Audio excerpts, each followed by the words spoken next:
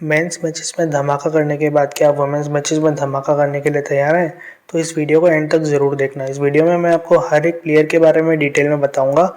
ये वीडियो है New Zealand women versus Australia women के T20 इंटरनेशनल मैच के बारे में जो आज खेला जाएगा 11:30 AM इंडियन स्टैंडर्ड टाइम पे। ये मैच जो है सडन पार्क में खेला जाएगा जो हैमिल्टन का मैदान है।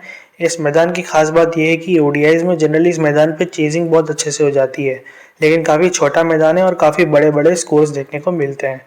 इस मैच से पहले न्यूजीलैंड की मेंस टीम का मैच होने वाला है बांग्लादेश के खिलाफ, तो उसके अकॉर्डिंग हम पिच को देखकर हमारी टीम बनाएंगे।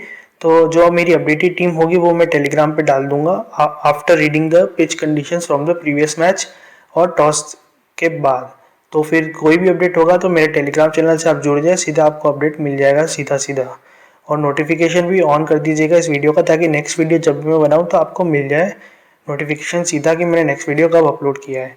और उसके साथ साथ आप इस चैनल को सब्सक्राइब कर लीजिए, ताकि जब भी मैं कोई वीडियो अपलोड करूं तो आपको सीधे अपने यूट्यूब खोलते ही आपको दिख जाएगा सामने। ओके, तो हम स्टेट्स के बारे में बात करते हैं। पहले विकेट कीपर सेक्शन पे चलते हैं। एलिसा हीली और के मार्टिन दोनों ही काफ़ी एक्सपीरियंस प्लेयर है अपनी टीम के लिए। हीली वो है जिन्होंने इंडिया के खिलाफ T20 वर्ल्ड कप के फाइनल में एक बहुत ज़ोरदार पारी खेली थी। वो मैच इसलिए भी यादगार है क्योंकि उसमें वुमेंस किसी भी वुमेंस मैच में सबसे हाईएस्ट अटेंडेंस हुई थी। MCG में मैच हुआ था, उसकी कैपेसिटी 1 लाख है, लेकिन टोटल 85,000 करीब टोटल कैपेसिटी भर गई थी वुमेंस मैच के फाइनल में। उस मैच में हीली ने अकेले ने अपने दम पे इंडिया के खिलाफ पलटवार करके मैच जिता दिया था ऑस्ट्रेलिया को, और इंडिया फाइनल हार गई थी। काफ़ी डेंजरस प्लेयर है, लेकिन इनके बारे में एक बहुत शॉकिंग फैक्ट है, वो मैं आपको बताता हूँ। तो न्यूजीलैंड की एक ऑलराउंडर है Sophie Devine, one of the best allrounders in the world, लेकिन उनका हीली के खिलाफ पलड़ा काफ़ी ज़्यादा भारी रहा है। अभी तक 85 बॉल्स जो है, मतलब मैंने लेटेस्ट फ्यू मैचेस लिए हैं उनमें से 85 बॉल्स में से 6 बार विकेट ले गई है सोफी डिवाइन हीली का। तो देख सकते हैं जो सोफी डिवाइन है वो हीली में बहुत ज़्यादा भारी पड़ती है। तो इस वजह से अगर आप कोई ग्रैंड लीग टीम बना रहे हैं तो उसमें हीली को ड्रॉप करने का भी रिस्क ले सकते हैं अगर आप सोफी डिवाइन को कैप्टन बना रहे हैं तो। हीली ने इस मैदान पे कोई मैच अभी तक खेला नहीं है, लेकिन अभी जो रिसेंटली WNCL हुआ था, यानी जो ऑस्ट्रेलिया का वुमेन्स का ODI टूर्नामेंट जो होता है डोमेस्टिक, उसके अंदर हीली ने 4 मैच खेले और 225 रनों का योगदान दिया है। उनका हाईएस्ट स्कोर 92 रहा है, उनका एवरेज 50 के ऊपर है और स्ट्राइक रेट भी 88 के आसपास है, जो काफ़ी अच्छा स्ट्राइक रेट है। टोटल उन्होंने 250 मारी थी 4 इनिंग्स में उस टूर्नामेंट में। हीली ने रिसेंटली WBBL यानी वुमेन्स बिग बैश लीग में भी पार्ट लिया था, जो फेब में ख़त्म हुई थी, सॉरी जनवरी में ख़त्म हुई थी। और उस टूर्नामेंट के बारे में ख़ास बात यह है कि मेंस BBL जो है वो इस ईयर ख़त्म हुआ था स्टार्टिंग में, लेकिन जो वुमेन्स BBL है वो नवंबर लास्ट ईयर ख़त्म हो गया था। तो बहुत ज़्यादा ब्रेक है, तो उसकी फॉर्म को हम ज़्यादा इंपॉर्टेंस दे नहीं सकते, लेकिन फिर भी मैं आपको स्टेट्स बता देता हूँ। उस T20 टूर्नामेंट में एलिसा हीली खेली थी और 13 मैचेस में उन्होंने 402 रन बनाए थे। टूर्नामेंट के टॉप 5 स्कोरर्स में रही थी एलिसा हीली, और उनका हाईएस्ट स्कोर है 111, यानी एक सेंचुरी भी उन्होंने मारी उस टूर्नामेंट में। तो आप देख सकते हैं बड़ी पारी खेलने का भी दम रखती है। उनका जो स्ट्राइक रेट था वो था 161 का स्ट्राइक रेट, और एवरेज है 33.5 की एवरेज है। तो काफ़ी ज़ोरदार प्लेयर है और मैं इनको ड्रॉप करने का रेकमेंड नहीं करूँगा, लेकिन ग्रैंड लीग में आप इनको ड्रॉप कर सकते हैं। अब हम के मार्टिन की बात कर लेते हैं, जो न्यूजीलैंड की विकेट कीपर है। रिसेंटली अभी न्यूजीलैंड जो टीम है उनके ओटागो वुमेन डोमेस्टिक टीम के लिए खेलती है, और रिसेंटली वुमेन सुपर स्मैश जो टूर्नामेंट हुआ था उसके अंदर के मार्टिन ने 10 T20 मैचेस में 265 रन बनाए थे 30 की एवरेज से। उनका स्ट्राइक रेट था 116.7 का। उस टूर्नामेंट में उन्होंने एक 50 भी मारी थी। तो ज़्यादा बड़ा स्कोर रखने का दम रखती नहीं है, क्योंकि एक ही 50 मारी उन्होंने 10 इनिंग्स में, लेकिन विकेट कीपिंग से काफ़ी अच्छे आपको पॉइंट दे सकती है। लेकिन मैं रेकमेंड करूँगा अगर आप हीली को ले रहे हैं तो इनको बिल्कुल मत ले रहे हैं, लेकिन अगर आप हीली को ड्रॉप करें तो आपके पास कोई ऑप्शन नहीं है, आपको मार्टिन को लेना ही पड़ेगा। अभी जो रिसेंटली इंग्लैंड के खिलाफ सीरीज़ हुई थी ODI सीरीज़, उसके अंदर भी के मार्टिन खेली थी और उन्होंने 2 इनिंग्स में 31 रन बनाए थे। उनका एवरेज था 15.5 का और स्ट्राइक रेट बहुत ही घटिया, केवल 43 का स्ट्राइक रेट था। और जो न्यूजीलैंड के खिलाफ T20 सीरीज़ होती है उसमें उन्होंने 3 इनिंग्स खेली थी और केवल 39 रन ही बना पाई अपनी टीम के लिए, और 100 का स्ट्राइक रेट था उनका। तो देख सकते हैं आप इतनी कोई खास फॉर्म में है नहीं अभी के मार्टिन, तो आप इनको ड्रॉप करने का रिस्क ले सकते हैं। इनका भी एक बहुत ही अच्छा प्लेयर बैटल है, तो अगर आप के मार्टिन को अपनी टीम में खिला रहे हैं तो आप साथ में क्या कर सकते हैं कि आप सोफी डिवाइन को कैप्टन या वाइस कैप्टन बना दीजिए, क्योंकि वो हीली को पक्का ले जा सकती है और काफ़ी हाई प्रोबेबिलिटी है। लेकिन अगर आप के मार्टिन को ड्रॉप कर रहे हैं तो आप ऑस्ट्रेलिया की बॉलर वेरहम को ले सकते हैं, क्योंकि वेरहम ने के मार्टिन के खिलाफ 28 बॉल्स डाली है कुछ लेटेस्ट मैचेस की मैं बात करूँ तो, और 3 बार उनका विकेट चटकाया है। यानी हर 10 बॉल में एक बार विकेट चटका देती के मार्टिन का। तो अगर आप के मार्टिन को ड्रॉप करने का रिस्क ले रहे हैं तो आप दूसरी टीम में वेरहम को ले सकते हैं, क्योंकि काफ़ी हाई प्रोबेबिलिटी है कि वेरहम ही इनका विकेट ले जाए। इस मैदान पे भी के मार्टिन खेली है और उन्होंने 4 इनिंग्स में 76 रन बनाए हैं। 2 बार वो नॉट आउट भी रही है और 110 की स्ट्राइक रेट से रन बनाए, लेकिन उनका जो हाईएस्ट स्कोर है वो है सिर्फ 54 का, और सिर्फ एक 50 लगाई है इन्होंने इस मैदान पे। तो ये स्टेट मैं आपको बताना चाहता था। अभी हम नेक्स्ट सेक्शन में चलते हैं। अभी हम बैटिंग सेक्शन पे चलते हैं। सेथरवेट की मैं बात करूँ तो न्यूजीलैंड के लिए काफ़ी एक्सपीरियंस प्लेयर है। बॉलिंग भी कर लेती है। वुमेन सुपर स्मैश में इन्होंने बॉलिंग भी की थी। इन्होंने इस मैदान पे 4 इनिंग्स में 129 रन बनाए 43 के एवरेज से। उनका जो स्ट्राइक रेट रहा है वो 110 का रहा है, लेकिन उन्होंने एक भी 50 मारी नहीं है इस मैदान पे और ना ही कोई 6 मारा है। सेथरवेट ठीक ठाक टिक के खेल सकती है और काफ़ी अच्छी फॉर्म में भी है। अभी रिसेंटली जो इंग्लैंड की सीरीज़ हुई थी उसमें, जो इंग्लैंड के खिलाफ T20 सीरीज़ हुई थी उसमें सेथरवेट न्यूजीलैंड के लिए हाईएस्ट स्कोरर थी। उन्होंने 3 इनिंग्स में 76 रन बनाए थे।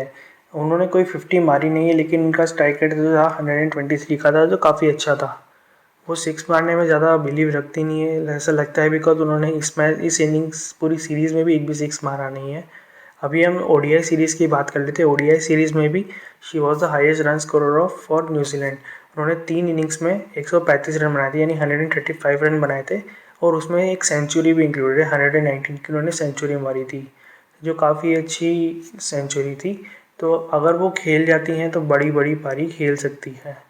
वैसे हैरत अंगेज बात यह है कि इस ओडीआई सीरीज़ में उन्होंने 2 6 मारे थे, तो 6 भी मार देती है सेथरवेट। बॉलिंग करने के इनके चांसेस बहुत कम है, बिकॉज न्यूजीलैंड के पास पहले से ही बहुत सारे बॉलर्स हैं। सेथरवेट इनकी प्रायोरिटी लिस्ट में बहुत नीचे आती है, तो शायद ही बॉलिंग करते हुए आपको दिखेगी।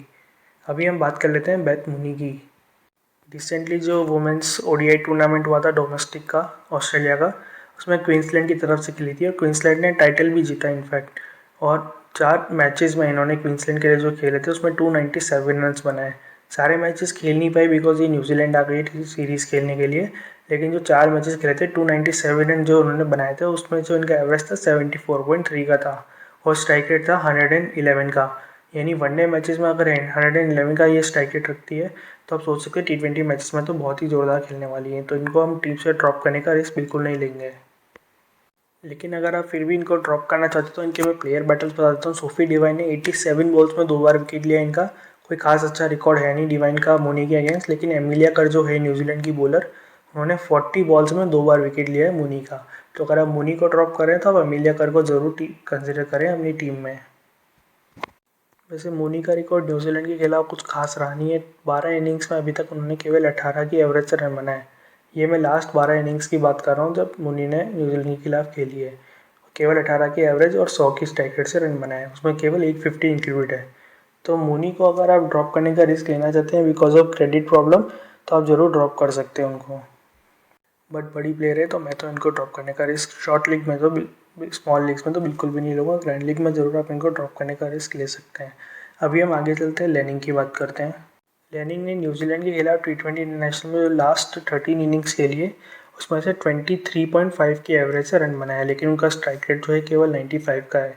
न्यूजीलैंड के बॉलर्स ने काफ़ी ज़्यादा कंटेन करके रखा हुआ है लैनिंग को। अगर आप क्रेडिट प्रॉब्लम की वजह से लैनिंग को ड्रॉप करना चाहते हैं, वैसे इनका सिलेक्शन भी काफ़ी कम है, तो अगर आप इनको ड्रॉप करना चाहते हैं अपनी ग्रैंड लीग टीम में तो आप सोफी डिवाइन और एमिलिया कर कंसिडर कर सकते हैं as an option, as a bowler जो इनको विकेट ले सकते हैं। बिकॉज जो एमिलिया कर है उन्होंने 33 बॉल्स में 3 बार इनका विकेट लिया है और सोफी डिवाइन ने 76 बॉल्स में 3 बार इनका विकेट लिया है। अभी क्वेश्चन ये उठता है कि इनकी रिसेंट फॉर्म कैसी है, क्या हम इनको ड्रॉप करने का रिस्क ले सकते हैं स्मॉल लीग्स में। रिसेंटली जो वुमेंस ओडीआई टूर्नामेंट हुआ था उसमें लैनिंग ने विक्टोरिया की तरफ से खेलते हुए 6 मैचेस में 6 इनिंग्स में 259 रन बनाए थे और 51.8 की एवरेज से। लेकिन उनका स्ट्राइक रेट भी काफ़ी अच्छा था 93.5 का। तो क्या आप इनको ड्रॉप कर सकते हैं? काफ़ी ज़्यादा रिस्की होगा। 6 इनिंग्स में 3 फिफ्टीज़ और 1 सेंचुरी, 3 फिफ्टीज़ लगा चुके हैं ये, तो अच्छी फॉर्म में थे। लेकिन वो वुमेंस ओडीआई टूर्नामेंट है।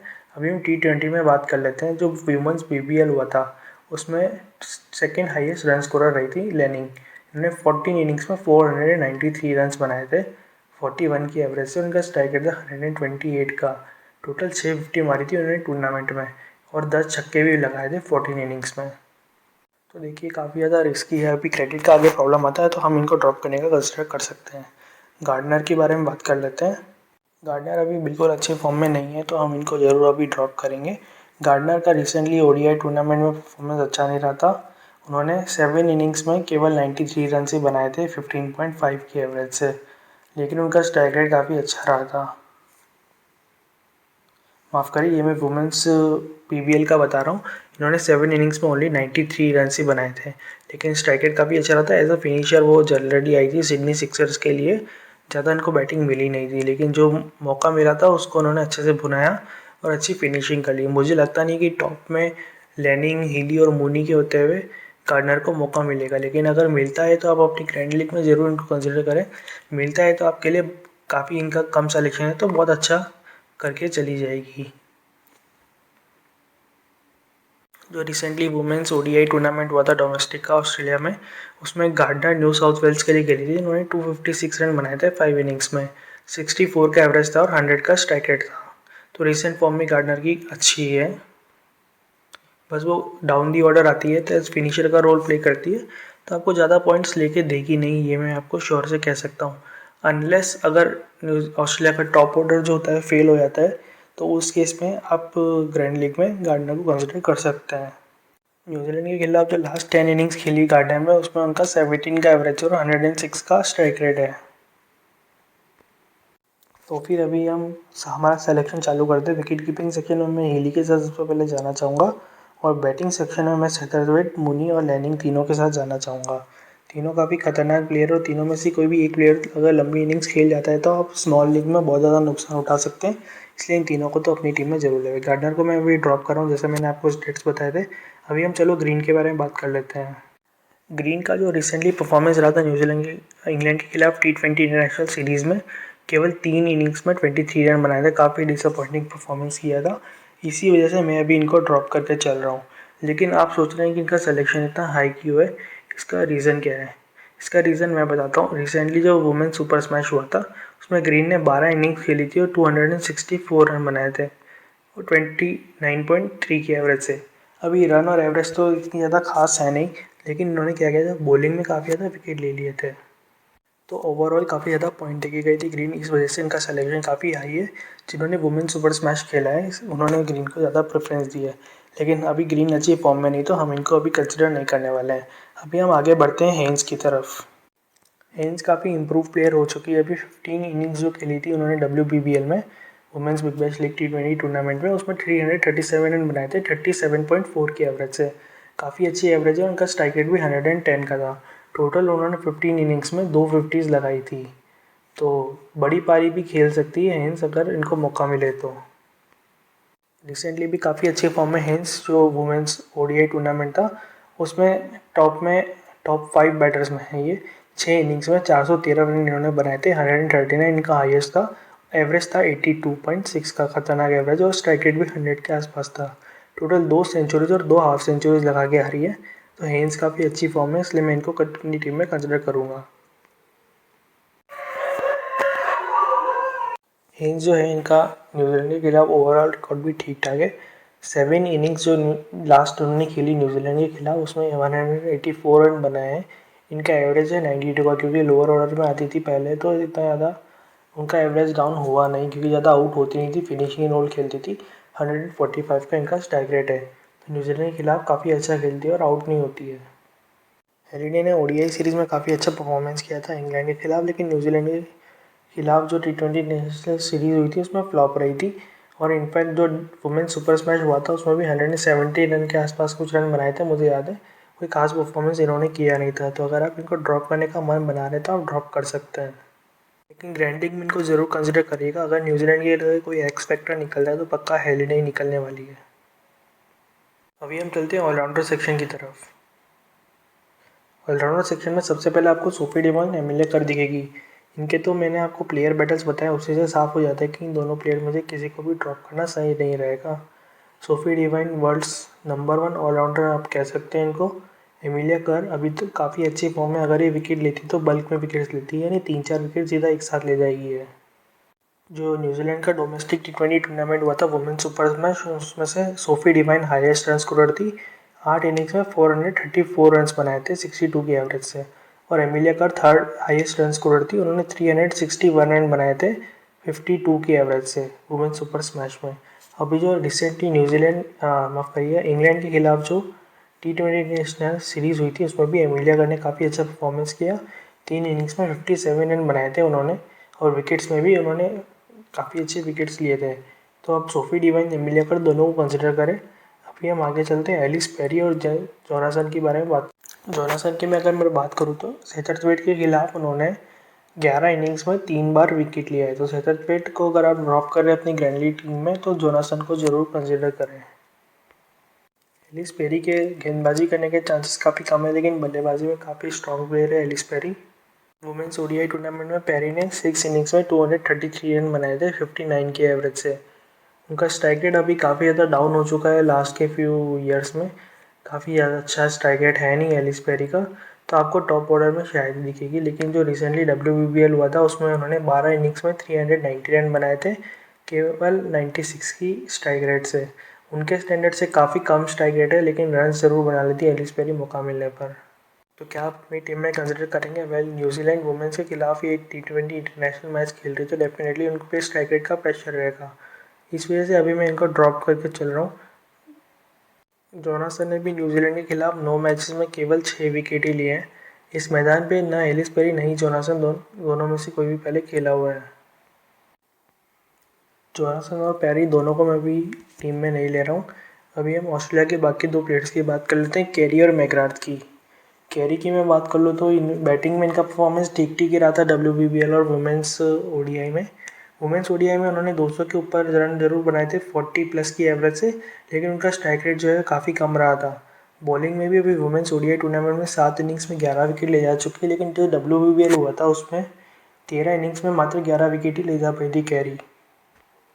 सैटरवेट के खिलाफ इनका रिकॉर्ड लेकिन काफ़ी अच्छा है, 29 बॉल्स में 2 विकेट ले जा चुकी है। तो अभी हम कैरी को अभी के लिए टीम में नहीं लेने वाले हैं। मैकग्राथ को जगह इसलिए दी गई क्योंकि वुमेन्स ओडीआई जो टूर्नामेंट था और डोमेस्टिक ऑस्ट्रेलिया का, उसमें 5 मैच इनिंग्स में 10 विकेट ले जा चुकी है, यानी एक इनिंग्स में कम से कम 2 विकेट ले जा चुकी है। लेकिन जो WBBL हुआ था उसमें इनका परफॉर्मेंस कुछ खास नहीं रहा था, 13 इनिंग्स में मात्र 10 विकेट ले गई थी। WBBL में ठीक ठाक रन करके दिए थे टीम मैकग्राथ ने, 14 इनिंग्स में 227 रन बनाए थे 16 की एवरेज से। और उनका स्ट्राइक रेट लेकिन काफ़ी कम था, 82.2 का स्ट्राइक रेट था। जो वुमेंस ओडीआई टूर्नामेंट हुआ था उसमें उन्होंने 5 इनिंग्स में 139 रन बनाए 27.8 की एवरेज से, केवल 70 के स्ट्राइक रेट से। इस वजह से मैं टीम मैकग्राथ को भी अपनी टीम में अभी कंसिडर करने वाला नहीं हूँ। चलिए अभी हम बॉलिंग सेक्शन में मूव करते हैं। न्यूजीलैंड के ऑलराउंडर्स के खिलाफ बाद में के इन्फॉर्मेशन जो है मैं आपको बाद में दूंगा। पहले बॉलिंग सेक्शन हम देख लेते हैं। बॉलिंग सेक्शन में मेगन शूट है, मेयर और जेस्कर है। इनमें से मैं आपको जेस्कर रिकमेंड करूंगा बिकॉज जेस्कर अभी काफ़ी अच्छी फॉर्म में थी सुपर स्मैश में। और न्यूजीलैंड के खिलाफ जो सीरीज़, इंग्लैंड के खिलाफ जो सीरीज़ ओडीआई सीरीज़ में वो 2 मैचेस में 3 विकेट ले जा चुकी है। वो एमिलिया कर की तरह काफ़ी एक एक्स फैक्टर की तरह ही काम करेगी। तो अगर आप चाहें तो आप भी जेस्कर को टीम में ले सकते हैं। इनका सिलेक्शन अभी काफ़ी कम है, हम थोड़ा बाद में आते हैं इन पे। पहले मैं मेगन शूट को लेना चाहूँगा, काफ़ी एक्सपीरियंस बॉलर है, इनका तो नाम ही काफ़ी है वैसे। लेकिन रिसेंटली मेगन शूट अभी कुछ ज़्यादा अच्छे फॉर्म में है नहीं। 14 इनिंग्स में 11 विकेट ले जा चुकी है WBBL में। और जो वुमेंस ओडीआई टूर्नामेंट हुआ था रिसेंटली उसमें 5 इनिंग्स में मात्र 7 विकेट ही ले गई थी। जैसा नाम है वैसा उन्होंने काम किया नहीं रिसेंटली। बॉलिंग में बात करूँ तो एमिलिया कर का उन्होंने 17 बॉलों में 2 बार विकेट लिया है। और जो जेंसन है न्यूजीलैंड की प्लेयर, उनका उन्होंने 18 गेंदों में 3 बार विकेट चटकाया अभी तक।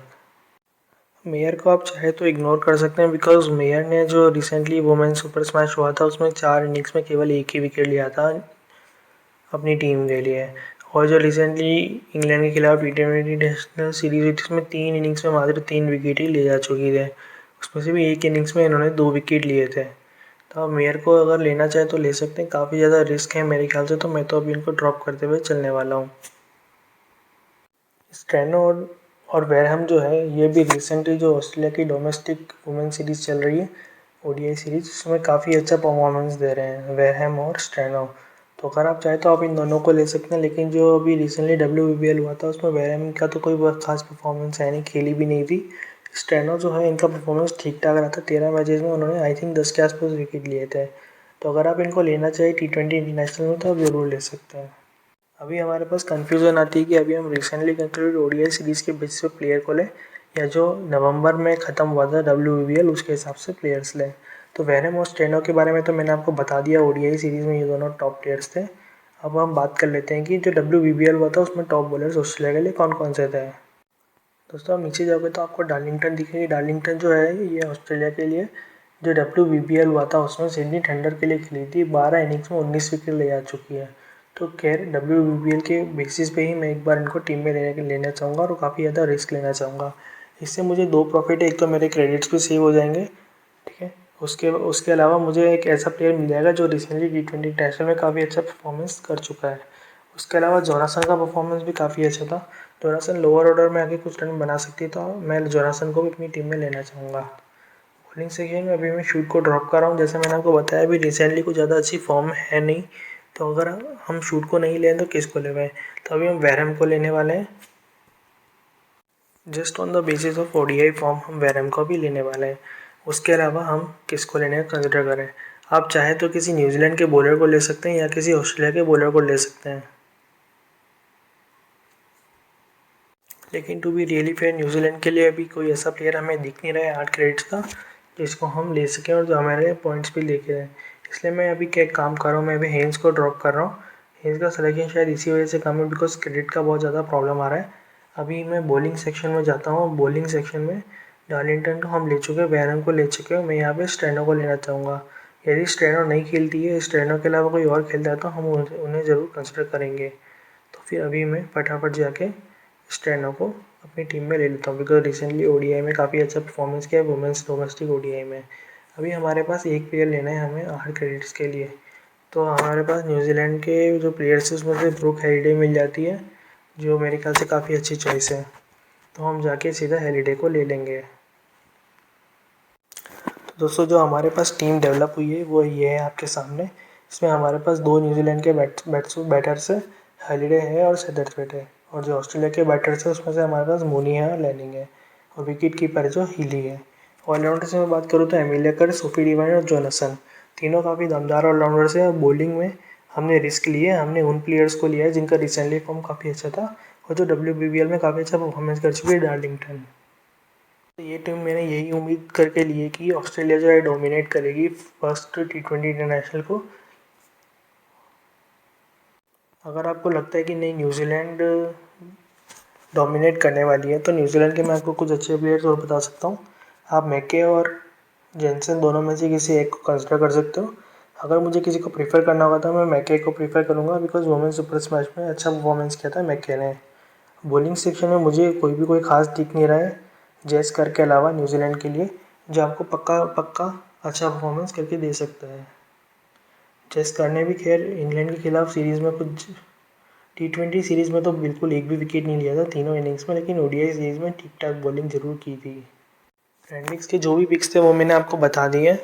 अगर मेरी टीम में कोई चेंज होता है टॉस के बाद या फर्स्ट मैच को देखने के बाद, मेंस के मैच को देखने के बाद, तो मैं अपनी टीम जो है टेलीग्राम में अपडेट कर दूंगा, तो आप टेलीग्राम चैनल में जुड़ जाए, लिंक जो है टॉप कमेंट में मैंने छोड़ दिया है। अगर आपको ऐसे एनालिसिस चाहिए और स्टेट्स चाहिए तो आप मेरे ट्विटर अकाउंट पे मुझे फॉलो कर ले, इसका जो लिंक है वो मैंने टॉप कमेंट और डिस्क्रिप्शन में छोड़ दिया है। अगर आपको ये काफ़ी डिटेल्ड और डीप एनालिसिस पसंद आया तो आप मेरे यूट्यूब चैनल को फॉलो कर लीजिए, और कोई भी क्वेरी हो तो आप मुझे ट्विटर पे मैसेज कर सकते हैं, मैं आपको इमीडिएटली रेस्पॉन्ड कर दूंगा। चैनल को सब्सक्राइब कीजिए ताकि आगे जो भी वीडियोस आने वाली हैं उसमें भी मैं आपको अच्छा कंटेंट प्रोवाइड कर सकूं। जितने ज़्यादा सब्सक्राइबर होंगे उतने ज़्यादा मैं मोटिवेटेड होऊंगा और उतना ही अच्छा कंटेंट आपको दे पाऊँगा। मेरा काम है बस आपकी हेल्प करना, मेरे स्टेट्स के थ्रू कोई पैसा वैसा मुझे मिल नहीं रहा है, इसलिए मैं काफ़ी अच्छे से आपकी हेल्प करना चाहता हूँ। ओवरऑल इंडिया का फैंटेसी गेमिंग इंप्रूव हो, बस यही मैं चाहता हूँ। तो आप फटाफट चैनल को फॉलो कर लीजिए। चलो नेक्स्ट वीडियो में मिलते हैं, बाय।